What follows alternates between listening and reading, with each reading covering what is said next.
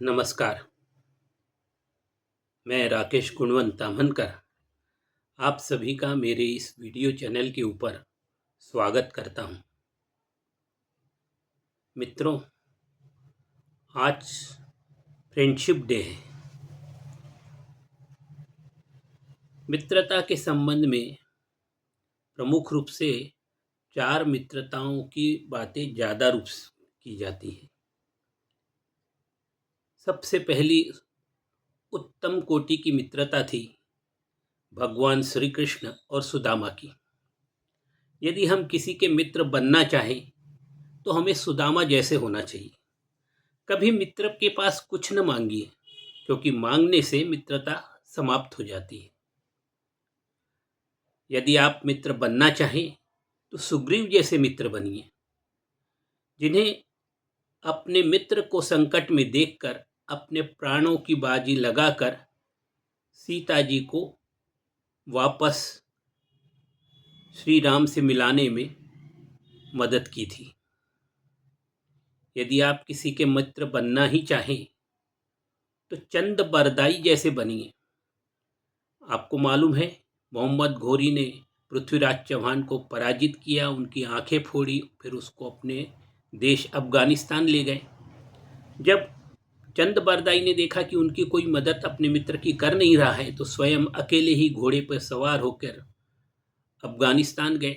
वहां जाकर वो मोहम्मद घोरी के विश्वास पात्र मंत्री बने और फिर पृथ्वीराज चौहान को निशानेबाजी के लिए बुलाकर उन्होंने एक कविता कही, 4 बास 24 गज दूर अंगुल अष्ट प्रमाण, ता ऊपर सुल्तान है मच चुकी है चौहान। ये कविता आज भी उतनी ही लोकप्रिय है और इस कविता को सुनकर जैसे ही मोहम्मद घोरी हंसे, पृथ्वीराज चौहान ने शब्द विधि बाण चलाकर मोहम्मद घोरी का शिरच्छेद कर दिया और अपना बदला ले लिया। तो मित्रता ऐसी होनी चाहिए। मित्रता हो तो महाराज संभाजी और कवि कलुष जैसी। यदि कवि कलुष चाहते तो वहां से वो भाग सकते थे जब महाराज संभाजी महाराज को गिरफ्तार किया गया, पर उन्होंने अपने मित्र का साथ अंतिम समय तक नहीं छोड़ा। जितनी यातनाएं संभाजी महाराज को दी गई, उतनी यातनाएं कवि कलुष को भी दी गई। तो इसलिए मित्रता करना आसान नहीं है। मित्र हो तो इन 4 लोगों के जैसे बनो। मगर यदि हमको मित्र का चयन करना हो तो सबसे अच्छा मित्र कौन हो सकता है? तो संत रामदास स्वामी कहते हैं कि ईश्वर के अलावा और कोई हमसे सबसे अच्छा मित्र कैसे हो सकता है।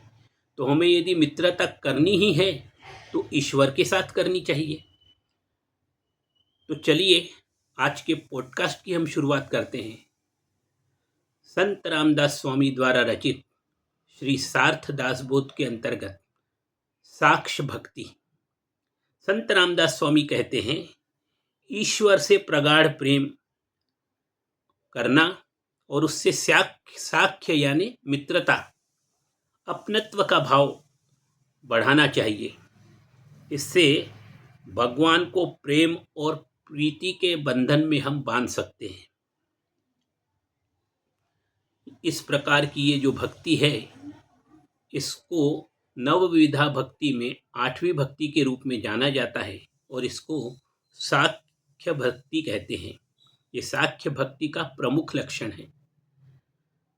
संत रामदास स्वामी कहते हैं कि ईश्वर से परम सख्य करके उन्हें अपने प्रेम सूत्र में बांधना, यही साख्य भक्ति है। संत रामदास स्वामी कहते हैं, ईश्वर का जो बहुत प्रिय है वैसा ही हमको आचरण करना चाहिए। ऐसा करने से निश्चित रूप से ईश्वर के साथ हमारा साख्य स्थापित हो जाएगा, यानी ईश्वर हमारे मित्र बन जाएंगे। यदि हम अपने ईश्वर को जैसा पसंद है उसके अनुकूल अपना आचरण करेंगे तो निश्चित रूप से ईश्वर हमारे मित्र बन जाएंगे। और साख्य भक्ति ये नवविधा भक्ति का प्रमुख लक्षण है कि ईश्वर से प्रेम संबंध बढ़ाना। संत रामदास स्वामी कहते हैं, ईश्वर को क्या प्रिय है? तो ईश्वर को भक्ति और भावपूर्ण भक्ति अत्यंत प्रसन्न है। ईश्वर भजन कीर्तन को भी अत्यंत पसंद करते हैं तथा निरूपण, कथा निरूपण और भक्तों द्वारा प्रेम पूर्वक ईश्वर के सामने गायन करने को भी ईश्वर अत्यधिक पसंद करते हैं। तो इसलिए हमें ऐसा ही आचरण ईश्वर के सम्मुख करना चाहिए जिससे कि ईश्वर के साथ हमारी मित्रता बन सके। संत रामदास स्वामी कहते हैं, हमें वैसा ही आचरण करना चाहिए, हमारी रुचि भी वैसी ही होनी चाहिए जो ईश्वर के मन के अनुसार हो। ऐसा करने से निश्चित ही ईश्वर हमारे मित्र बन सकते हैं। कभी भी यदि हम किसी के मन के अनुरूप अपना आचरण करते हैं तो उस व्यक्ति के साथ हमारी मित्रता सहज रूप से हो जाती है। तो ईश्वर के मन के अनुसार यदि हम अपना आचरण करेंगे तो निश्चित ही ईश्वर भी हमारे मित्र हो सकते हैं। संत रामदास स्वामी कहते हैं कि ईश्वर से साक्ष्य पाने के लिए अपने सभी सुखों का हमें त्याग करना होगा।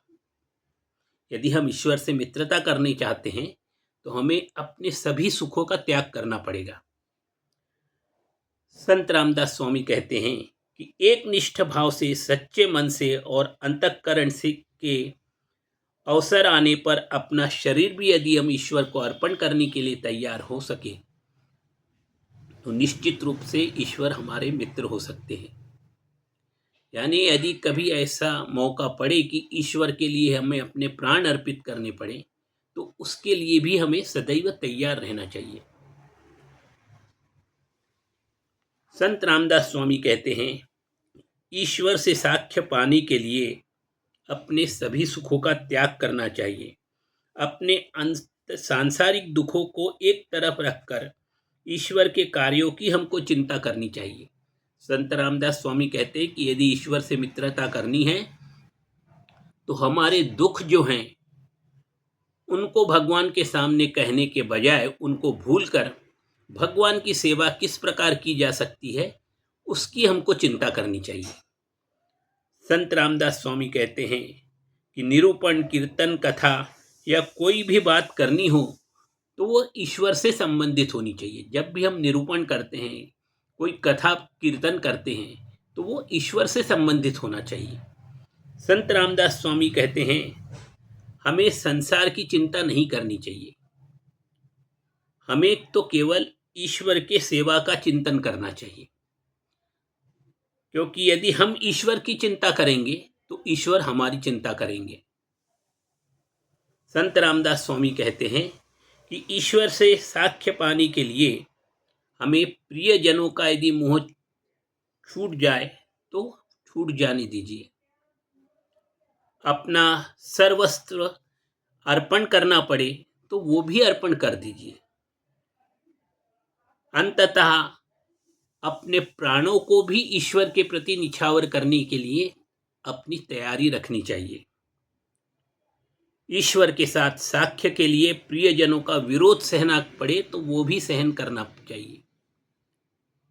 सब कुछ त्याग देने से और अंत में अपने प्राणों को अर्पित करने की तैयारी रखने से ईश्वर हमारे सच्चे मित्र बन सकते हैं। और इसका एक सबसे बड़ा उदाहरण है भक्त प्रहलाद, जिन्होंने अपना सब कुछ ईश्वर के लिए अर्पण कर दिया। उनको अनेकों कष्ट भोगने पड़े पर उन्होंने ईश्वर का साथ कभी नहीं छोड़ा।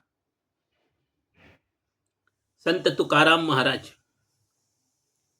ईश्वर का साथ पाने के लिए अपने घर द्वार, अपने बच्चे, पत्नी सबको अलग छोड़ के वो ईश्वर के भजन में लीन हो जाते थे। और उसी कारण अंतकाल के समय ईश्वर स्वयं तुकाराम महाराज को अपने निज धाम लेने के लिए पधारे थे। संत रामदास स्वामी कहते हैं, अपना सब कुछ चला जाए तो चला जाए, ईश्वर से हमें साख्य बना रहे, इसके ऊपर हमको ज़्यादा ध्यान केंद्रित करना चाहिए। यदि ईश्वर से मित्रता रखने के लिए हमें अपना सब कुछ खोना पड़े तो भी ठीक है, मगर ईश्वर से हमारी मित्रता हमेशा बनी रहनी चाहिए। ईश्वर पर ऐसी निष्ठा और प्रीति रखकर ईश्वर को हम अपने वश में रख सकते हैं। ईश्वर के प्रति सच्ची निष्ठा और ईश्वर के प्रति प्रगाढ़ प्रेम संबंध रखकर ही हम ईश्वर को अपने वश में रख सकते हैं। संत रामदास स्वामी कहते हैं, ईश्वर को अपना प्राण समझना चाहिए। ईश्वर को दुख पहुंचे ऐसा कोई भी कार्य हमको नहीं करना चाहिए। ईश्वर को अपना प्राण मानकर उनसे कभी विमुख नहीं होना चाहिए। ये प्रगाढ़ प्रेम का प्रमुख लक्षण है। संत रामदास स्वामी कहते हैं कि ऐसे सख्य भक्ति अर्थात मित्र भाव को ईश्वर से बांध लेना चाहिए। माने इस प्रकार प्रगाढ़ प्रेम संबंध ईश्वर के साथ हमारे स्थापित होना चाहिए कि ईश्वर हमारे भक्ति भाव से प्रसन्न होकर हमारे प्रेम बंधन में बंध जाए। हमें संसार की चिंता नहीं करनी चाहिए, क्योंकि हमारी चिंता तो स्वयं ईश्वर संभालते हैं। हमारी चिंता स्वयं ईश्वर करते हैं, तो हमको संसार की चिंता करने की क्या आवश्यकता है। ईश्वर से ऐसा गहरा साख्य जुड़ जाने पर भक्त की चिंता ईश्वर को ही होने लगती है। यदि हमारी प्रगाढ़ प्रेम संबंध ईश्वर के साथ स्थापित हो जाते हैं तो हमारी चिंता हमेशा स्वयं भगवान को होने लगती है। और इसका सबसे बड़ा उदाहरण है कि लाक्षागृह में जब पांडवों को जलाने की योजना दुर्योधन ने बनाई तो पांडवों की चिंता ईश्वर को सताने लगी और उन्होंने भूमिगत मार्ग से पांडवों को उस लाक्षागृह से बाहर निकलने का मार्ग सुझाया और उससे पांडव सकुशल बाहर निकल आए। संत रामदास स्वामी कहते हैं कि ये चिंता का एक ईश्वर जो हमारी चिंता करते हैं इसका एक प्रमुख माने उदाहरण है। इसके अलावा भक्त प्रहलाद का उदाहरण देख सकते हैं कि कितने बार उनको मारने का प्रयास हिरण्यकश्यपु ने किया था, परंतु हर बार अपने भक्त की रक्षा करने के लिए स्वयं नारायण दौड़ के आए। संत रामदास स्वामी कहते हैं, ऐसे साख्य भक्ति यानी मित्र भाव ईश्वर को बांध लेना चाहिए ताकि ईश्वर हमारी चिंता करते रहे। तो इस प्रकार साख्य भक्ति करके हमको ईश्वर को अपने प्रेम बंधन में बांध लेना चाहिए। संत रामदास स्वामी कहते हैं, ईश्वर हमारे साथ साख्य भाव यानी मित्रता से कैसे रहे, इसका रहस्य स्वयं हमारे हाथ में है। हम जैसा अच्छा बुरा बोलते हैं वैसी ही प्रतिध्वनि हमारे कानों में गूंजती है। यानी हमारे जैसे कर्म होते हैं, हम अच्छे कर्म करेंगे तो उसका फल अच्छा मिलेगा, बुरे कर्म करेंगे तो उसका फल भी बुरा मिलेगा। तो यदि हमको ईश्वर को अपना सच्चा मित्र बना के रखना है तो सदैव हमें अच्छे कर्म ही करना चाहिए, ताकि ईश्वर हमारे ऊपर प्रसन्न होकर हमारे सबसे सच्चे मित्र के रूप में हमारे साथ रह सके। संत रामदास स्वामी कहते हैं, इसलिए यदि हम ईश्वर के साथ अनन्य भाव से सच्चे निष्काम भाव से व्यवहार करें तो ईश्वर ही तुरंत ही हमारी सहायता के लिए दौड़ आते हैं। यानी निष्काम भाव से यदि हम ईश्वर की सेवा करें, ईश्वर के प्रति गहरी आस्था रखें, निष्ठा रखें, विश्वास रखें, तो ईश्वर हमेशा हमारी चिंता करते हैं और हमारी सहायता के लिए तुरंत दौड़ के आते हैं। और इसके लिए साधारण एक उदाहरण यदि मैं आपको दूं तो वो कथा आपको मालूम ही होगी, जब मगर ने हाथी का पैर पकड़ लिया था और पास में तालाब में से कमल का फूल तोड़ के हाथी ने जब ईश्वर को अर्पण करना चाहा तो स्वयं नारायण दौड़ के आए और हाथी को संकट से उन्होंने बचा लिया। तो यदि हम निष्काम भाव से ईश्वर की सेवा करें, पूर्ण निष्ठा के साथ भक्ति भाव पूर्ण तरीके से ईश्वर का भजन करें, तो ईश्वर निश्चित रूप से हमारी सहायता करने के लिए स्वयं दौड़कर चले आते हैं। इसलिए हमें ईश्वर से कभी विमुख नहीं होना चाहिए। हमें हमेशा, हमारे अच्छा समय हो, बुरा समय हो, कैसी भी परिस्थिति हो, हमें हमेशा ईश्वर के साथ जुड़े रहना चाहिए। ईश्वर के प्रति प्रगाढ़ प्रेम हमारे मन में होना चाहिए। तो ईश्वर स्वयं हमारी चिंता करते हैं और हर संकट से हमको बचाने के लिए स्वयं दौड़कर चले आते हैं। यदि हम ईश्वर के प्रति उदासीन हो जाते हैं, तो फिर ईश्वर भी हमारे प्रति उदासीन हो जाते हैं, फिर वो हमारी चिंता नहीं करते।